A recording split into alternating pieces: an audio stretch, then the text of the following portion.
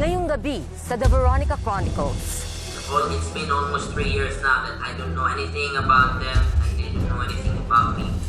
The Philippines is not that small of a country. I mean, we have so many different islands, and then it's very difficult when all you're going with is a name, just the name of the mother, and that's it. Mga kabataang produkto ng mga magulang na magkaibang lahi, kultura at pinagmulan. Pero naiipit sa hindi pagkakasundo ng kanilang ama't ina pagdating sa kanilang kustodiya. The Hague Convention, Child Abduction Convention, provides a mechanism where you can get the assistance of what are called central authority, help you to get the child back to the jurisdiction of habitual residence. Mahigit 70 bansa at estado na sa buong mundo ang nagpahayag at lumagda sa Hague Convention on International Abduction for Children na nagpoprotekta sa karapatan ng bawat bata na manatili sa lugar na kanilang kinalakihan o habitual residence. Under this convention, magkakaroon ng responsibilidad ang mga bansa na ibalik yung batang yon dun sa pinanggalingan niya. Yan madalas ang nagiging issue kasi lalo na marami tayong mga kababayan na nasa ibang bansa. Talagang nagkakaroon sila ng relasyon at nag-aasawa ng hindi taga dito. Ano nga ba ang posisyon ng Pilipinas sa kasunduang ito? At papaano ito makakatulong upang maproteksyonan ang karapatan ng mga kabataan? Why is this urgent? Why should the Philippines agree to this immediately? Because in order to help abducted children, we need the convention. Magandang gabi. Ako po si Veronica Baluyot Jimenez. Ito ang malawak na pagbabantay at pagbusisi sa mga usapin at isyu ng bayan ng The Veronica Chronicles.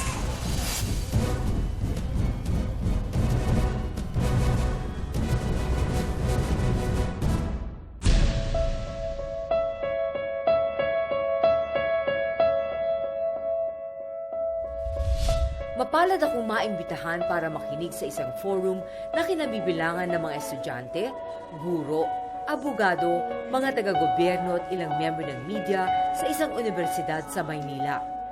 Sa araw na ito, ipaliliwanag ang isang kasunduang sinuportahan ng maraming bansa at estado sa buong mundo na hangaring wakasan ang anumang hindi pagkakasundo ng mga magulang na magkaibang lahi pagdating sa kustodiya ng kanilang mga anak, ang Hague Convention on International Child Abduction. What do you do then in a family situation where this inviolable social institution is falling apart? What happens to the children who were caught in the middle and are basically seen as prize for either parent to win? Inaamin kong ito ang unang pagkakataong narinig ko ang ganitong uri ng kasunduan. Isyu na sa loob sana ng tahanan pinag-uusapan. Usapin ngayon na nire-resolba ng buong mundo. We firmly believe that the Hague Abduction Convention is one of the most important tools for resolving cases of international parental child abduction. The convention helps define the permissions and obligations that each country owes its partners. This multilateral treaty seeks to protect children from the harmful effects of abduction and wrongful retention across international borders. Karapatan ng kabataan ang pangunahing nais proteksyonan ng convention. Nais kasi ng Hague Convention na ibalik sa kanyang habitual residence o sa lugar na kanyang kinagisnan ang bawat batang sapilitang inilayo ng isa sa kanyang mga magulang. Malaking usapin ito sa Pilipinas, lalo pat marami na ngayong Pilipino sa buong mundo ang nakapangasawa ng dayuhan. I think what we need to do is expand the reach of the convention to as many countries as possible and to keep talking about it so that people understand the benefits of it. This is about children, and it's about not disrupting their lives and not letting the animosities of parents. Maaring mukhang bago sa pandinig nating mga Pinoy, pero taong 1980 pa pala nabuo ang kasunduan. At ngayon, isinusulong ito sa Pilipinas ni Ambassador Susan Jacobs, ang Special Advisor ng Bansang Amerika sa mga usapin na may kaugnayan sa mga bata. Well, I understand that all the certificates of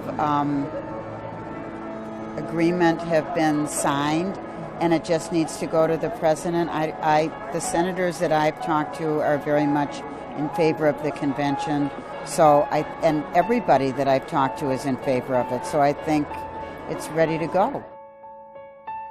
Sa buong mundo, halos 70 bansa na ang lumagda sa convention at inaasahan ni Ambassador Jacobs ang pagsuporta rin dito ng Pilipinas. There is really no other remedy that works. And I think that the Philippines would be able to implement it very well. Our experience in working with the Philippine government on adoptions is excellent, and I know they would do the same kind of job. Karamihan daw sa mga kaso ng international child abduction na naire-report sa kanila na ilalabas na ng bansa ng isa sa kanyang mga magulang na hindi naman signatory ng 1980 Hague Convention.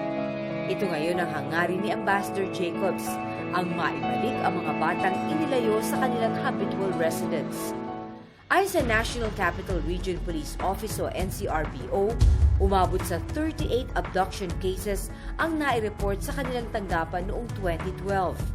Pero ayon sa record na hawak ni Ambassador Jacobs, 19 na kaso ng child abduction ang nangyari sa Amerika at naibalik sa Pilipinas. Samantalang 15 kaso naman ang nai-report mula sa Pilipinas ang naibalik naman sa Amerika. Pero sa kabila nito, pinangangambahang naisasantabi ang karapatan ng bawat batang iniaalis sa kanyang habitual residence, lalo na sa ilang bansang hindi pa miyembro ng convention. Isa ang kaso ng Jordania na si Ahmed Khalaf ang ipinisenta sa forum. Ayon sa Honorary Consul ng bansang Jordan dito sa Pilipinas na si Michael Alexander Ang, napangasawa ni Ahmed ang isang Filipina nurse na si Cecilia Sabanal na tubong Cagayan de Oro City. Nagkakilala daw ang dalawa sa Estados Unidos at doon na rin nagpakasal. 3 ang naging bunga ng kanilang pagmamahalan. Pero matapos ang kanilang mahigit 1 dekadang pagsasama, nagdesisyon ng dalawa na magdiborsyo. At sa paghihiwalay ng kanilang mga landas bilang mag-asawa, hindi naging malinaw kung sino ang hahawak sa kustudiya ng kanilang mga anak na kapwa nila ipinaglalaban. Parehong hindi miyembro ng Hague Convention ang Jordan at Pilipinas. Pero ayon kay Ang, nasa Amerika na raw ngayon ang mga bata, kasama ang kanilang ina na isa na ngayong American citizen. Mr. Ahmed, can you tell us your story about what happened to your children? Right. Actually, it all started with a sudden change of my wife, ex-wife, rather. I don't know. Sa tulong ni Consul Michael Ang, nakausap namin sa pamamagitan ng internet si Ahmed. Pinaunlakan niya kami ng isang panayam sa pagbabaka sakaling mapapanood ito ng kanyang mga anak. Isang panawagan ng isang ama na nangungulila sa kanyang mga anak kahit pa sila'y nasa magkabilang panig ng mundo. I know it's a long road, I know it's a hard road, I know it's a rough road, but I will do it. I will definitely do it. I will come to you. No matter where you are, I will come to you.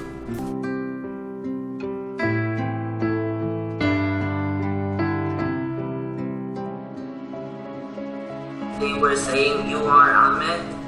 I said, "Yes." And then they go like, "Follow us please to the office inside. We are from the NBI." We're like, "Why? What's going on?"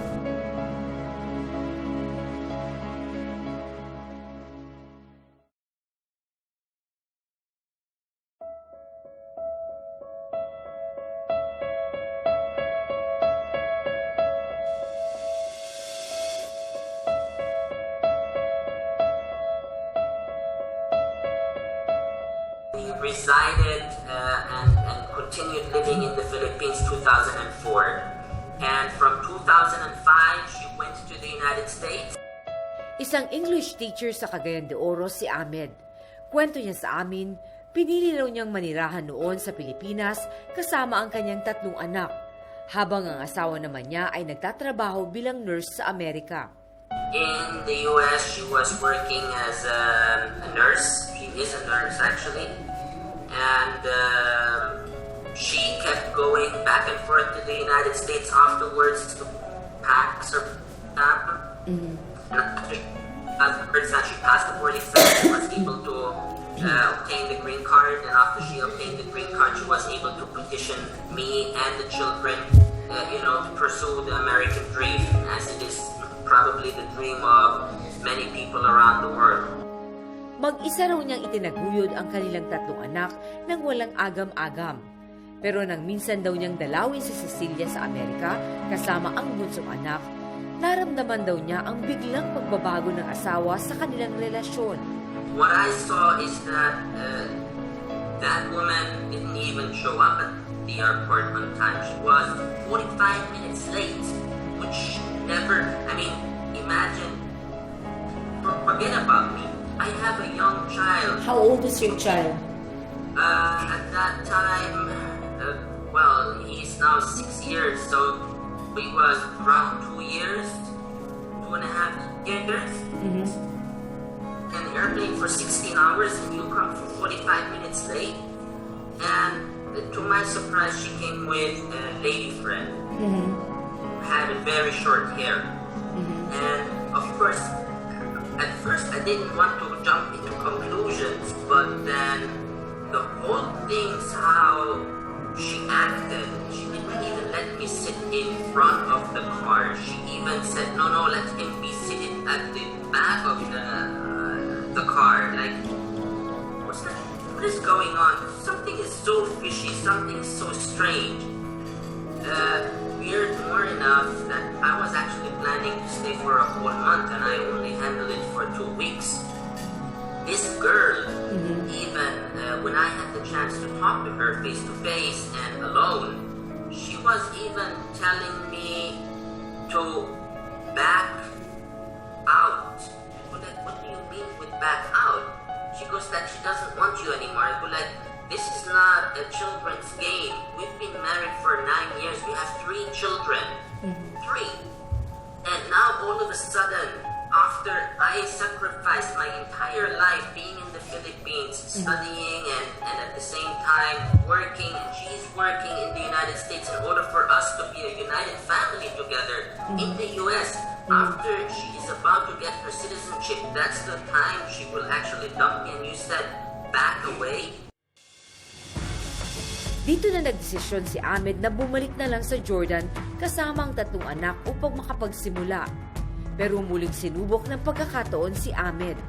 Habang nasa airport ay nilapitan daw sila ng ilang lalaki na nagpakilalang mga kawani ng National Bureau of Investigation o NBI. They were saying, "You are Ahmed?" I said, "Yes." And then they go like, "Follow us please to the office inside. We are from the NBI." We're like, "Why? What's going on?" And then they said, "We will tell you inside the office." I go like, well, I don't understand what is going on, but I can simply, show you all the documentations, government documentations that I have. And they said, no need now, just come with us, and it's better to come silently before we make a scene. Napilitang sumama si Ahmed sa mga otoridad sa isang opisina sa airport. Dito, ipinakita raw niya ang mga kaukulang dokumento ng kanilang biyahe.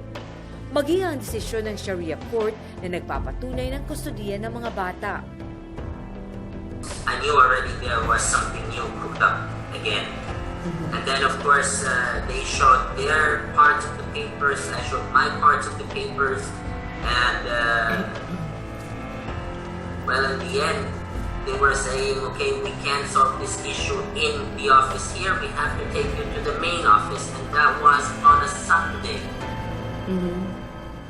Now I was telling them, if you take me to the main office, that means you are making me miss the flight, and my children have the right to be in Jordan just the same way they have the right to be in the Philippines.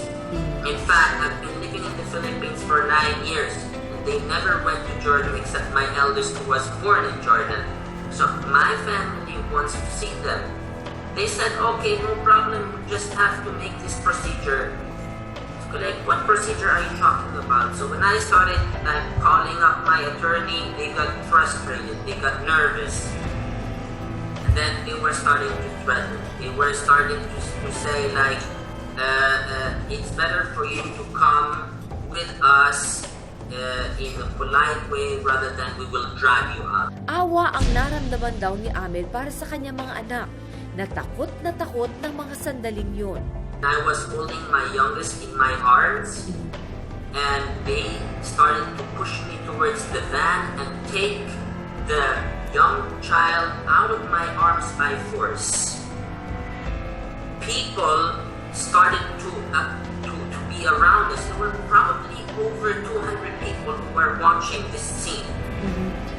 And my children were standing there and crying, and my brother-in-law and sister-in-law, ex-brother-in-law and sister-in-law, were on the side. Blood is working perfectly. And then the officers started to say, yes, you will come with us for kidnapping. And we're like, what? Now all of a sudden the person who has legal documentation and the legal right and the custodian now becomes the kidnapper. How is this even possible?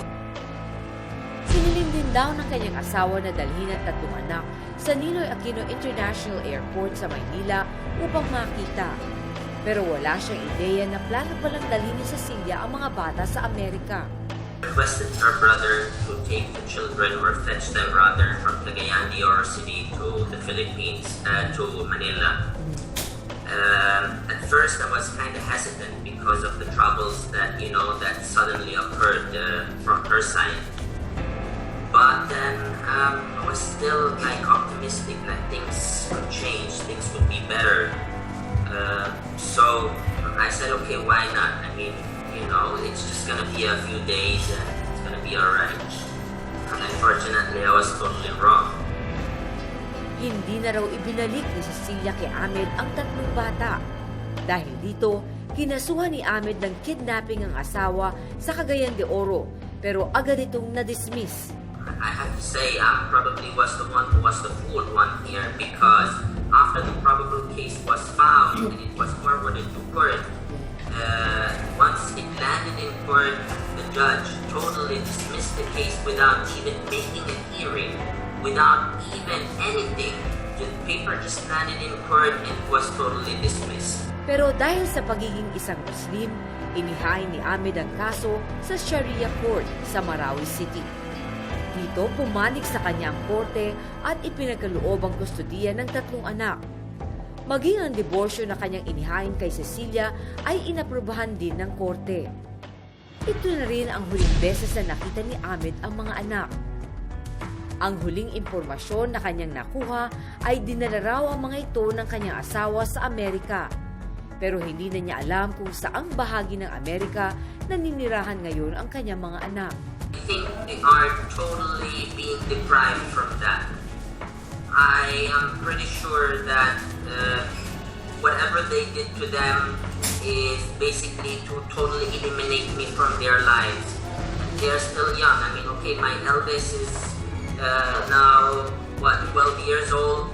He should be able to get into the internet and it's so easy. My Facebook is still working.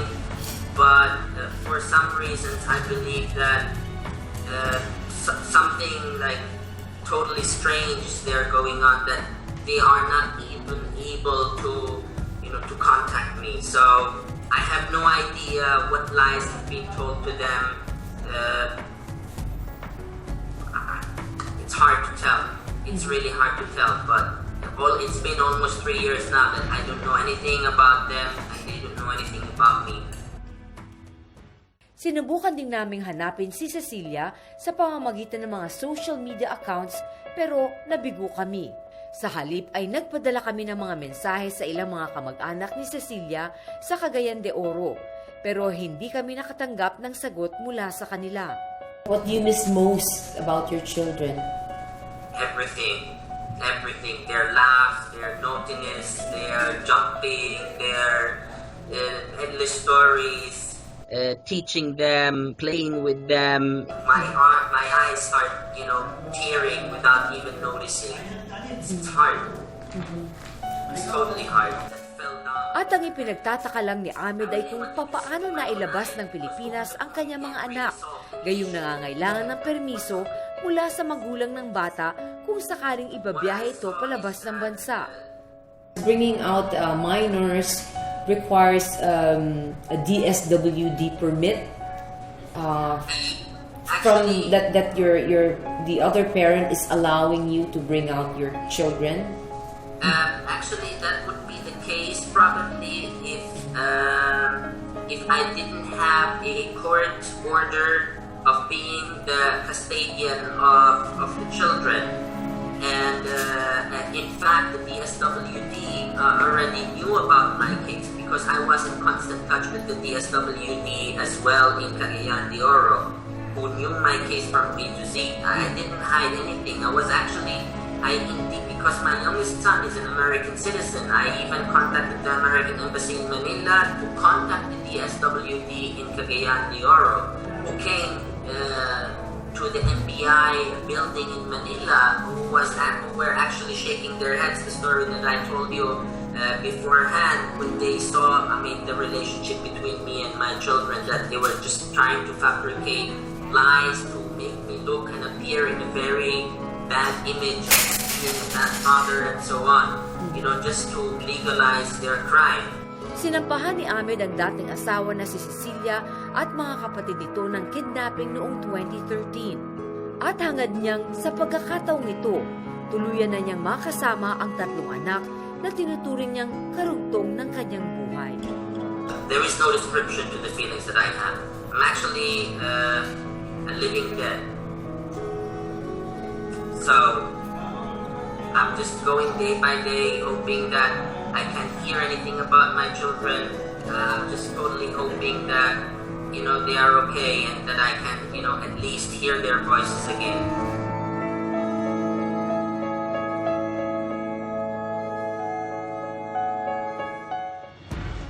You have to think about this.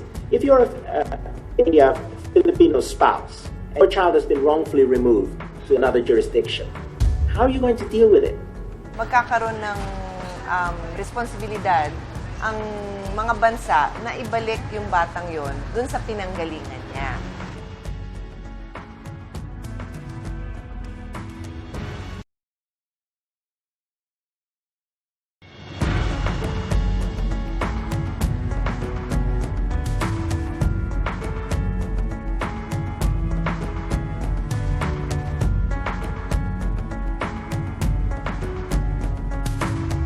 Convention on International Child Abduction ay nabuo noong October 25, 1980 sa pamamagitan ng Hague Conference on Private International Laws.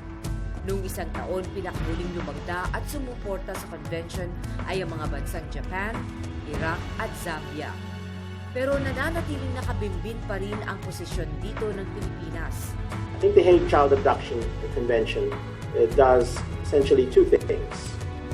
1, if a child is wrongfully removed from a country of habitual residence, the Hague Convention provides a mechanism for getting that child back to the country of habitual residence. 2, supposing you're the left-behind parent, your spouse with whom you've become estranged, separated, takes the child wrongfully to another jurisdiction. How are you then going to get back that child? Well, you may have difficulty finding the child, locating the child in the foreign jurisdiction. You may have difficulty working your way through the legal processes, the judicial processes required to get the child back. The Hague Convention, Child Abduction Convention, provides a mechanism where you can get the assistance of what are called central authorities, help you get the child back to the jurisdiction of habitual residence. Ayon kay Professor Anselmo Reyes, ang kinatawan ng Hague Convention sa Asia, isa raw sa mga nakakaapekto sa naging desisyon ng Pilipinas ay ang pagiging malapit natin bilang isang pamilya. I imagine, as in other jurisdictions, there is a perception in the Philippines that child abduction is normally to the Philippines. Typically, I think the stereotype in people's minds would be the domestic Filipino wife who has married someone abroad, breaks up or is separated from her husband. Typically, in the stereotype view, it would be some Westerner takes the child back to the Philippines with her, wrongfully removes the child from the habitual residence where she had been living with the spouse, and then the child, under the Hague Convention, the child would have to be returned to habitual jurisdiction. And to the Filipino mind, it's well, why should the child be returned back to the habitual residence when here it's going to be protected in the Philippines, it's going to can live with the grandparents who will take care, the relatives will take care. Why should the Philippines be sending the child back? But I think that's the wrong way of looking at it.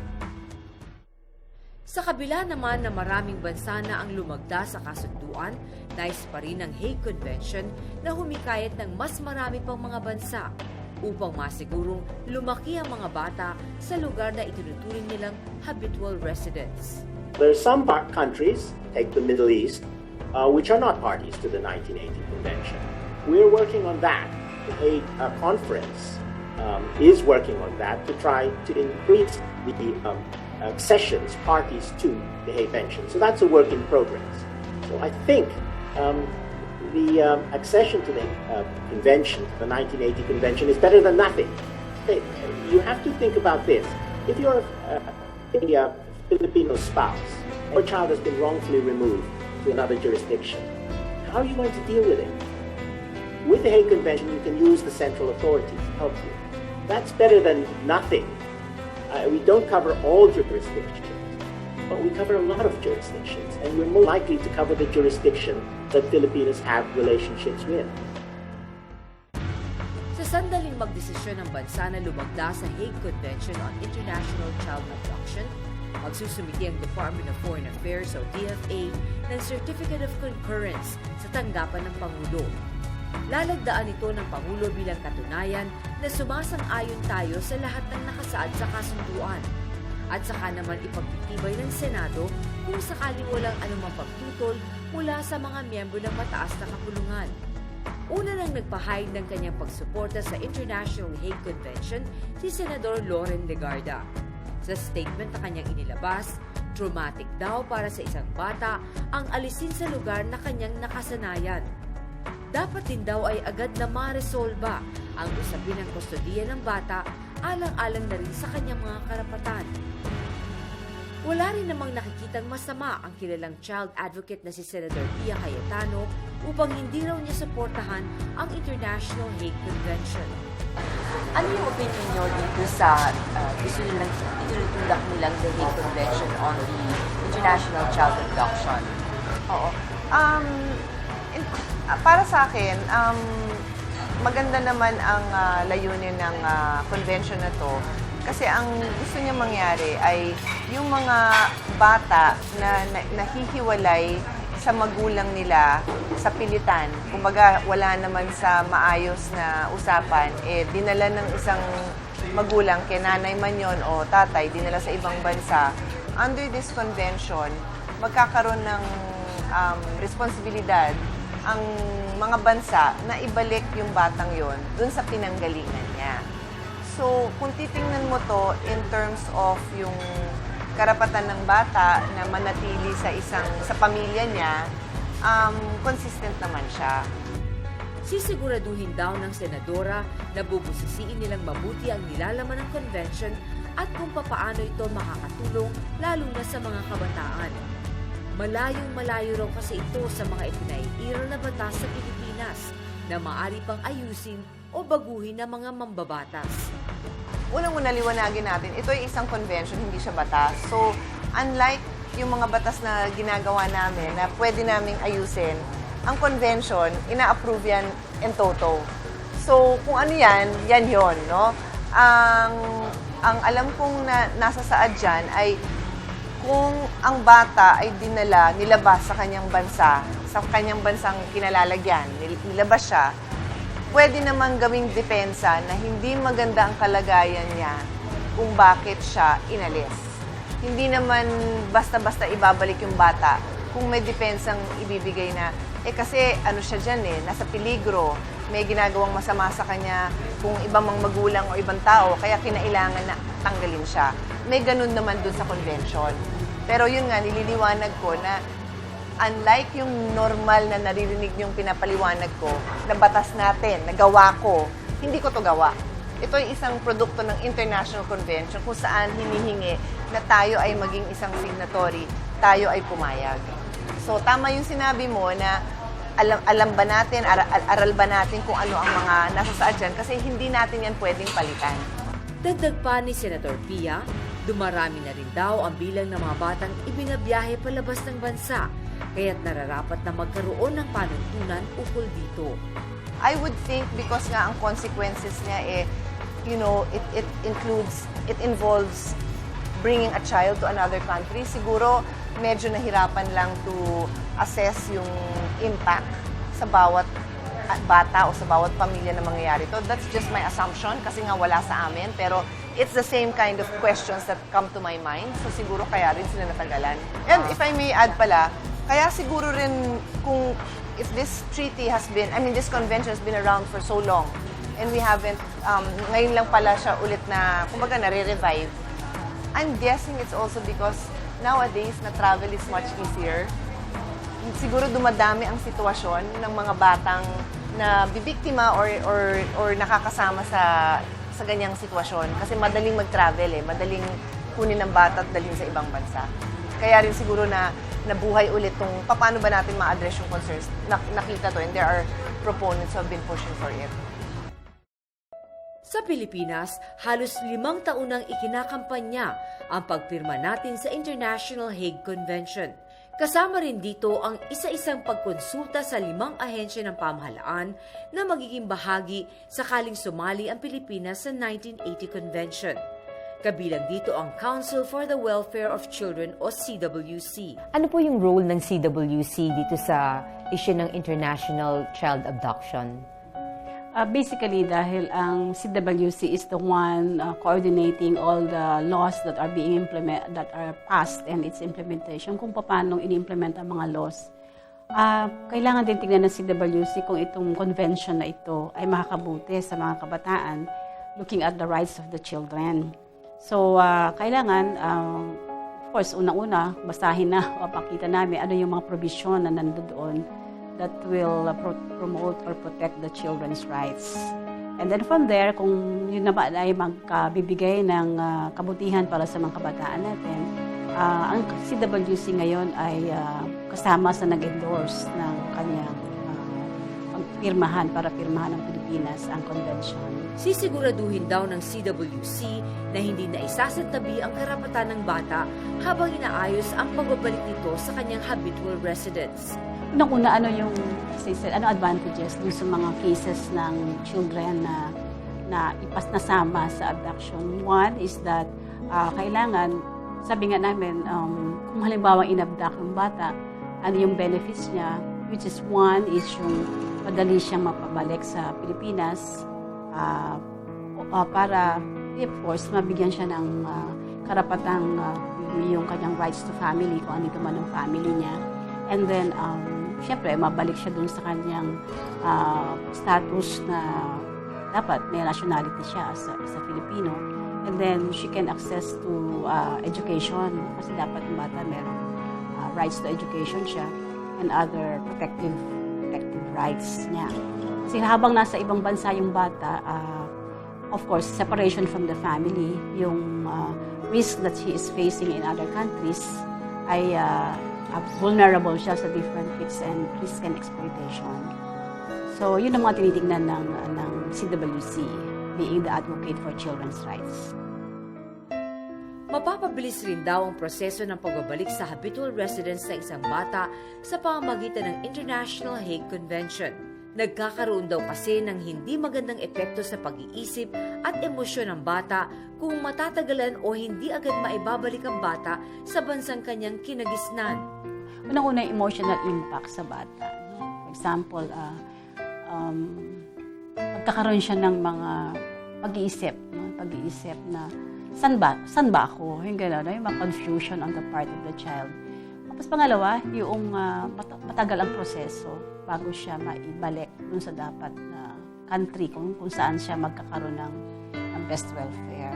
And then, both parties yun, parent and the child. So, with the Hague Convention ay mapapabilis ang proseso. So it will shorten or remove yung trauma on the child, on the part of the child. For example, kung nasanay na siya dun sa country na yon at bigla siyang aalisin, no? Doon na siya nasanay, yung kanyang values, yung kanyang nakita yung environment na maganda naman ang para sa kanyang development, biglang alisin. So yun nagkakaroon ng impact on the child. Habang tumatagal yung hearing, yung pagdidesisyon on the case, mahaba din yung experience ng trauma on the part of the child. At malaking porsyento raw na makikinabang kung sakaling lumagda ang Pilipinas sa convention ay ang mga overseas Filipino workers o OFWs na nakapangasawa ng dayuhan. May mga OFWs na whose children are in the other countries, no, na hindi maibalik dito because hindi tayo signatory to the convention. This will benefit the OFWs natin condition. OFWs, the condition of their children. Sinang-ayunan din ng Inter-Country Adoption Board ang paglagda ng Pilipinas sa convention.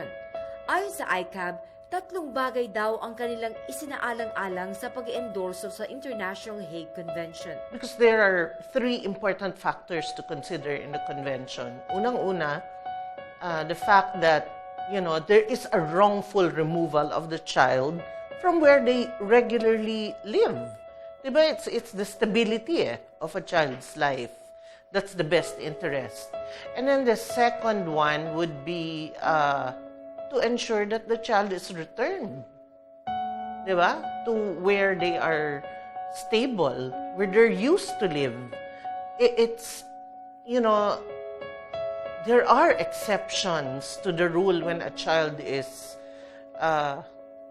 you can talk about a battered woman bringing home a child, something to that effect, or a mother rushing home to bring her child, which is the situation in the Philippine setting. But I think that would be more the exception rather than the rule. We also have the situation of foreigners living here and taking the children away from the mother. O paano yun? In which case, if we don't sign the convention, then we cannot also enforce that country where the father or the mother is to bring back the child. So it's a delicate balance. What if the habitual residence is not entirely an ideal residence for the child? Then that would be the exception nga. The only reason, kasi when you talk about conventions and laws, you talk about sino bang may jurisdiction, who has the right to decide on the merits of the case. This convention does not deal with the merits of the case. Kasi in the process, kunyari, a child is abducted from the country where they reside and they're brought to, say, the Philippines, in our case. When the child is here, magkakaroon ng trial yan. Because the judge, a Philippine judge, has to make an order to return the child to the country of habitual residence. The courts here cannot make a decision on the merits on whether or not who has proper custody or if the situation warrants that the child be in the Philippines. You'll just bring it back to the proper court, who will make the decision on the custody. Right? So that would be where the child is habitually resident. Not the Philippine court, who does not know what's happening and does not have access to data, diba? That would be the court where the child was abducted from, who would have access to social services and all the information at the time of the abduction.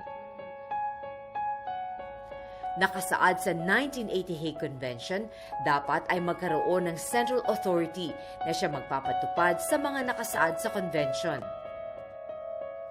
First, we have to, determine who the central authority will be. I think because, in my opinion, because it's should be closest to the Justice Department. You need the NBI to look for the children. When there is a request for return, you need the NBI And then you need to go to the court, so you need probably prosecutors, special prosecutors, whatever. So I really believe that it should be in the Department of Justice. Sinubukan naming makipag-ugnayan sa Department of Justice pero nagulat kami na walang naka-assign na tao na mangunguna at hahawak sa kaso na saklaw ng International Hague Convention. Hindi raw sapat ang kaalaman ng ilang pinuno ng ahensya hinggil sa usapin ng international child abduction. Sa halip ay pinaikot-ikot kami at sa bandang huli ay walang sinumang nagpaunlak ng panayam. Sa mga sandaling ginagawa namin ang istoryang ito, kasalukuyang nasa Netherlands si Secretary Laila de Lima bilang kinatawan ng Pilipinas sa kasong isinampa nito laban sa China. Nakalulungkot isipin na ang mangunguna sanang ahensya ng pamahalaan na magtatanggol sa mga batang inalisa ng karapatang mamuhay ng masaya sa lugar na kanyang kinagisnan, ngayon pa lamang ay tila mga batang nagtuturuan kung sino ang aako ng responsibilidad. Dito ko biglang naalala si Ahmed at ang kanyang mga anak na inalisan din ng karapatan na mamuhay ng magkakasama sa bansang kanilang itinuturing na tahanan.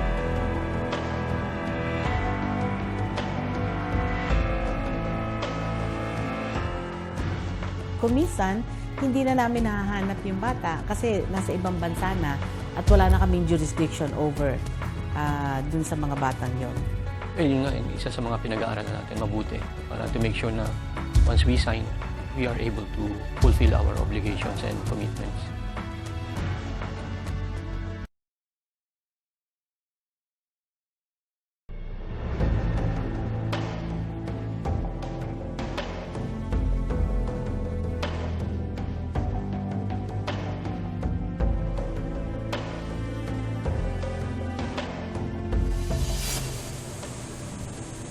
Ayon kay Department of Social Welfare and Development Secretary Dinky Soliman, bukod sa pagbabalik ng bata sa kanyang habitual residence, malaking tulong ang International Hague Convention upang maresolba rin ang isyu hinggil sa kustodiya.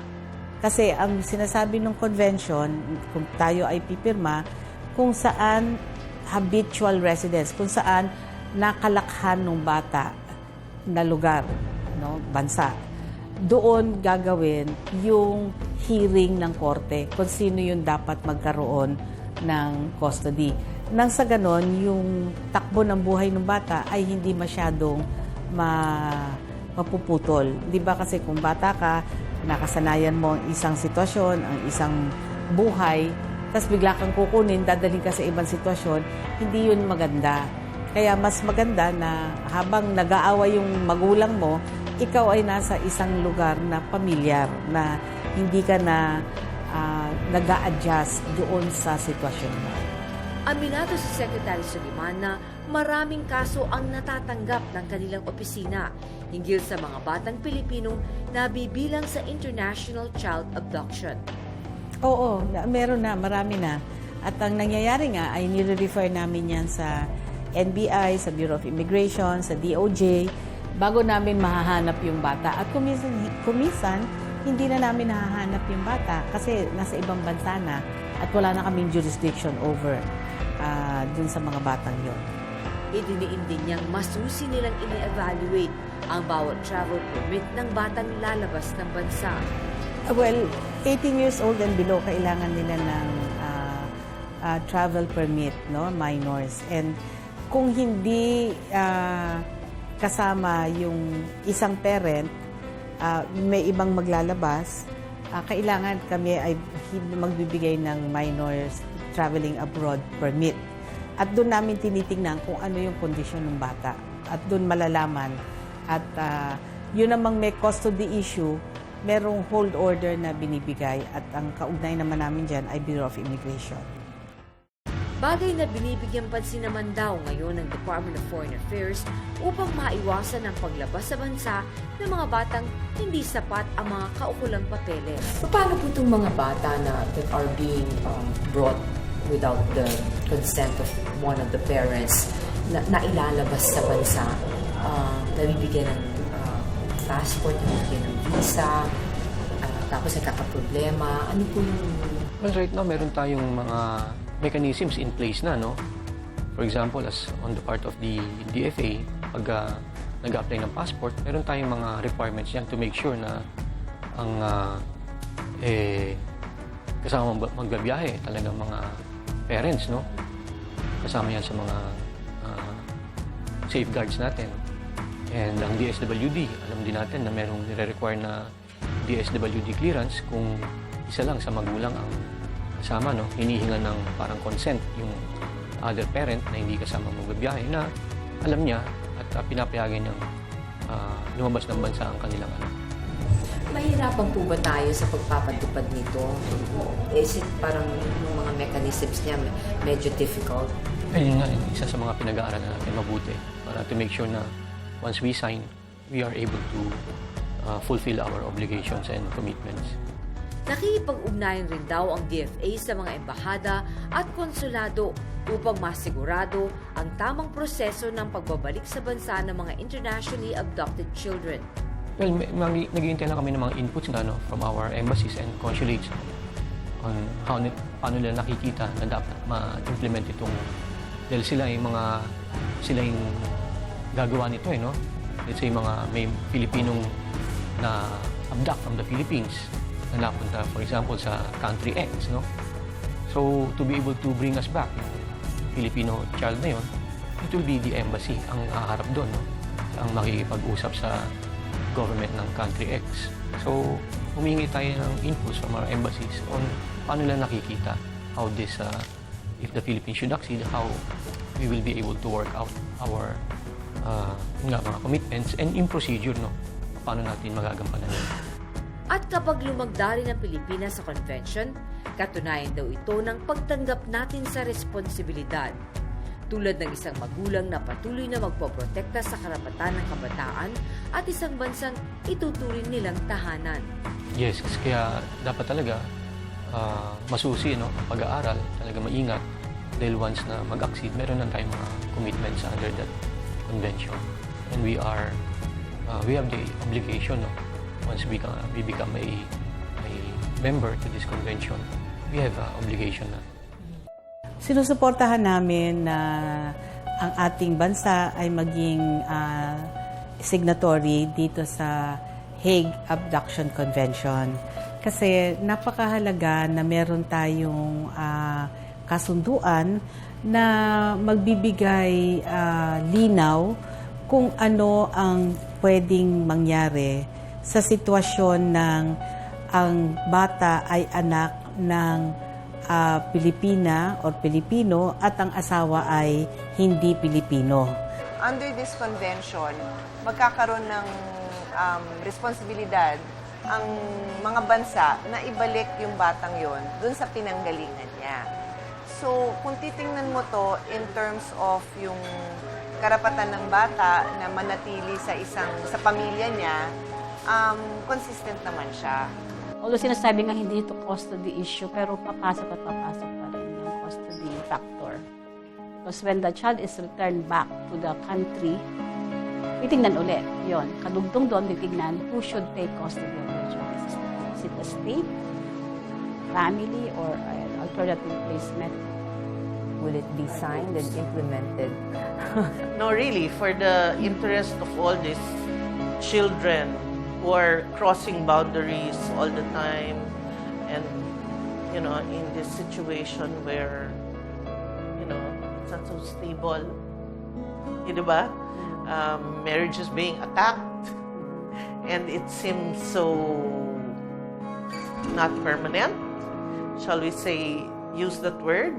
I think it's more important that we sign it to protect the interest of the children because they should not be pawns to be used by parents. Halos 3 taon na ang nakakalipas mula nang malayo sa piling ni Ahmed ang kanyang mga anak. Pero hanggang sa ngayon ay pinanghahawakan pa rin niya ang katotohanang siya ang nararapat sa kustodiya ng mga bata. Bago magtapos ang panayam ko kay Ahmed, isang pangako ang kanyang binitawan para sa kanyang 3 anak. I will never give up. Even if it is the last thing I do in my life, I will not give up. I will find you one day and I will be with you one day. Karapatan ng bawat bata na maisilang at magkaroon ng tahanan at pamilya na siya mag-aaruga sa kanila. Malayo sa kaguluhan, di pagkakaintindihan at maayos na pamumuhay. Hamon ngayon sa Pilipinas ang gagawin nitong paninindigan hinggil sa Hague Convention on International Child Abduction. Desisyong magpapabago sa takbo ng kinabukasan ng bawat batang Pilipino. Para po sa inyong mga mungkahi at komento sa aming programa, ipadala lamang ang inyong mensahe sa aming mga social media accounts. Magandang gabi. Ako po si Veronica Baluyot Jimenez. Ito ang malawak na pagbabantay at pagbusisi sa mga usapin at isyu ng bayan ng The Veronica Chronicles.